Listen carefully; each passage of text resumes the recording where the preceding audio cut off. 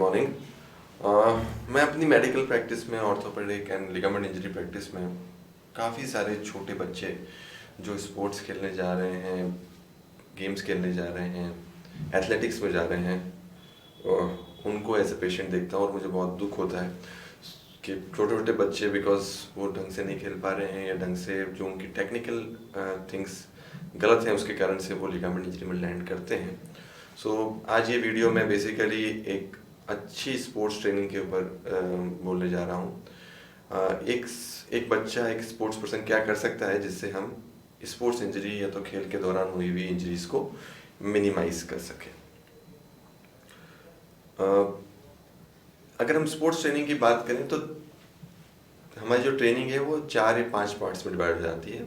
सबसे इम्पॉर्टेंट जो किसी भी स्पोर्ट्स पर्सन के लिए होती है उसको हमारी भाषा में एंड्योरेंस ट्रेनिंग बोलते हैं। एंड्योरेंस ट्रेनिंग को स्टेमिना ट्रेनिंग भी बोल सकते हैं, जिसका अर्थ ये है कि हमें अपनी क्षमता बढ़ानी रहती है। जैसे सपोजेटली आज मैं 2 किलोमीटर दौड़ सकता हूँ तो मुझे अपनी बढ़ा के क्षमता 4 किलोमीटर दौड़ने की करनी, 6 किलोमीटर की दौड़ने की करनी, 8 किलोमीटर दौड़ने की करनी है।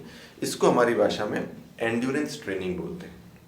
इस एंड्योरेंस ट्रेनिंग किसी भी स्पोर्ट्स के लिए एक फर्स्ट पार्ट होता है। If you want to play badminton, if you want to play soccer, if you want to play cricket, anything, any good sport, the endurance training is the baseline कि आपका stamina should be good for playing that particular sport. आपका वो stamina है उस sports को खेलने के लिए अच्छा होना चाहिए।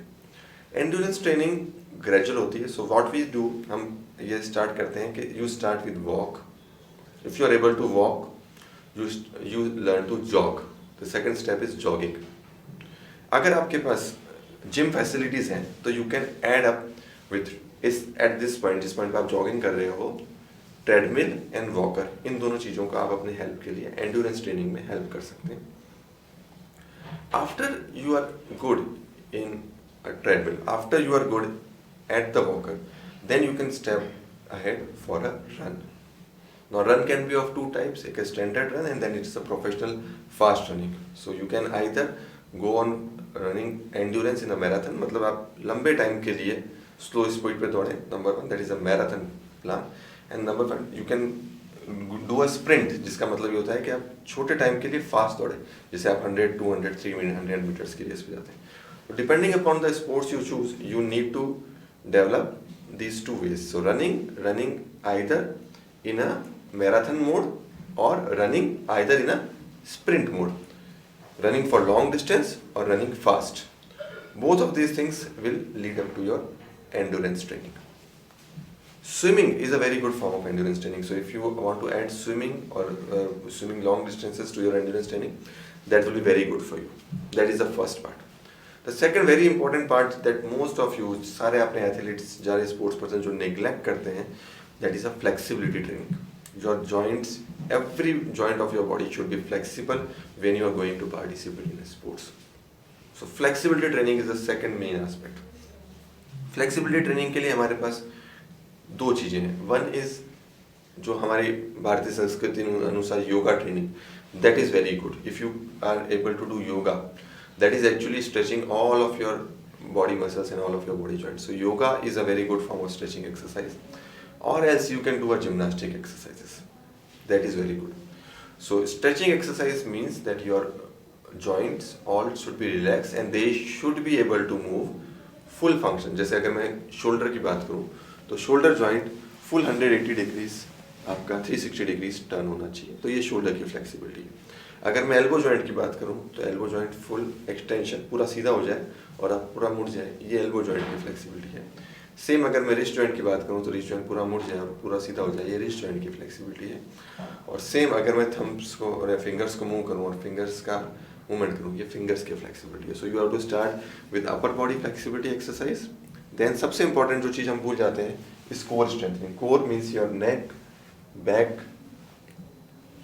लोअर बैक एंड हिप्स, ये सारी मसल्स भी आपको स्ट्रेंथ देती है। तो flexibility of these core muscles और the core component is also very important. So you should do bending exercise, आगे झुकने की और पीछे झुकने की एक्सरसाइज जो होती हैं, ये भी एक बहुत इंपॉर्टेंट पार्ट फ्लेक्सिबिलिटी एक्सरसाइज में हम लोग मानते हैं। लोअर लिम्ब में हिप और नी जॉइंट की फ्लेक्सिबिलिटी एक्सरसाइजेस आप ऐड ऑन कर सकते हैं। This is very important. अब स्ट्रक्चरली और साइंटिफिकली 2 फ्लेक्सिबिलिटी एक्सरसाइज हैं जो आपको नुकसान कर सकती हैं, तो वो प्लीज़ आप लोग नोट डाउन कर लीजिए। रोटेशन और twisting exercises of knee are bad. Rotation और ट्विस्टिंग एक्सरसाइज, जिस में आपका घुटने को गोल गोल घुमाने की आपको एक्सरसाइज करनी पड़े, वो एक्सरसाइज आपके लिए अच्छी नहीं है, उसको कृपया करके ना करें। वो करने से आपके लिगामेंट और मेनिस्कस की इंजरी बढ़ सकती है। Twisting exercise of the knee, that is number 1, and then the rotation exercise of the neck. गर्दन को गोल घुमाने की एक्सरसाइज भी हम आजकल कम प्रेस्क्राइब करते हैं, क्योंकि उससे भी हमको कई बार चक्कर आना, इम्बैलेंस होना उस तरीके की होती है। तो रोटेशन एक्सरसाइज ऑफ द नी नहीं करनी चाहिए, रोटेशन एक्सरसाइज ऑफ द नेक, ये 2 एक्सरसाइजेस आप लोग नहीं करें। The third most important thing जो हम स्पोर्ट्स ट्रेनिंग की बात करें तो आती है स्ट्रेंथ। स्ट्रेंथ का मतलब होता है आपकी ताकत, किसी भी मसल की ताकत या किसी भी जॉइंट की ताकत। सो strength training is usually registered. इसका मतलब ये होता है कि मैं किसी चीज़ के अगेंस्ट, सपोजिटली अगर मुझे अपनी बाइसेप्स मसल को डेवलप करना है, तो मुझे स्ट्रेंथनिंग एक्सरसाइज वजन के साथ करनी पड़ेगी, जिसमें मैं मल्टीपल एक्सरसाइज करूं जिससे मेरी ये मसल बढ़ जाए। इसको स्ट्रेंथ ट्रेनिंग बोलते हैं। स्ट्रेंथ ट्रेनिंग के लिए जो भी नया कंसेप्ट आया है वो ये है कि हम थेराबेंड्स या तो थेरा ट्यूब्स यूज़ करें, जिससे इलास्टिक हम खींचें, जिससे स्ट्रेन कम पड़ेगा, इंजरी के चांसेस कम होंगे और स्ट्रेंथ मसल्स में ज़्यादा डेवलप होगी। So whenever we start strength training, it starts with thera tubes and thera bends, and then we will increase up with exercise, मतलब weights। तो हम जैसे हम स्टार्ट करें 1 kg, 2 kg, 3 kg ऐसा weights लेके पर्टिकुलर मसल ग्रुप्स के लिए वो एक्सरसाइज करें। आई विल रिकमेंड कि आप जब भी ये एक्सरसाइज स्टार्ट करें, अपने एक प्रोफेशनल ट्रेनर की या तो जिम ट्रेनर की या तो एथलेटिक ट्रेनर की मदद लें, उनकी हेल्प लें और उनके साथ ये एक्सरसाइज करना स्टार्ट करें। That will be very useful. That is one. The other part of sports training are a sports specific training. That is basically depending on your trainer and the coach. So supposedly if you are doing a badminton coaching, you should take specific training, specific steps और specific movements जो आप badminton में आपको help करेंगे.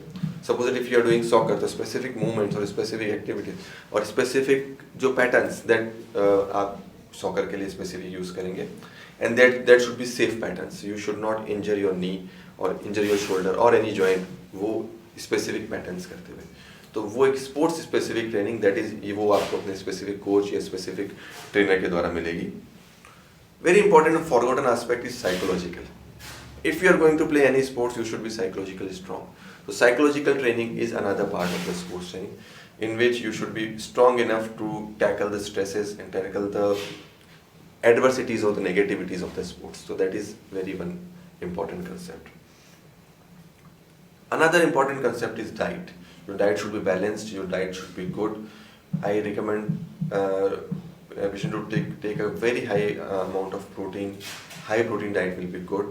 Take adequate amount of carbohydrates and adequate amount of fat. Don't overtake your fats. जो as less fat as possible in your diet.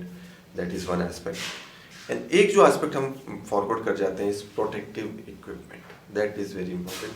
So अगर आप कोई भी स्पोर्ट्स खेल रहे हैं और स्पेसिफिक आपको लगता है कि आपका कोई भी जॉइंट वल्नरेबल है, तो use a protective equipment over that area. Supposedly अगर आपको लगता है कि आपका नी अनस्टेबल लग रहा है या आपके नी में कुछ आपको प्रॉब्लम लगती है, तो don't shy, wear a knee cap. A knee cap will provide a support, will provide a protection, at least it will avoid unnecessary hyper mobility, unnecessary आपके घुटने का मूवमेंट जो है वो नी कैप अवॉइड करेगी। तो वो एक चीज़ बहुत ज़रूरी है। प्रोटेक्टिव इक्विपमेंट जो है स्पेसिफिकली हम अपनी भाषा में फुटवेयर को ही मानते हैं। If you are doing for long distance running, so you should have a running shoes. If you are going for long distance marathon, you should have a running shoes. Good quality shoes with adequate foaming will prevent you from many of the sports related injuries.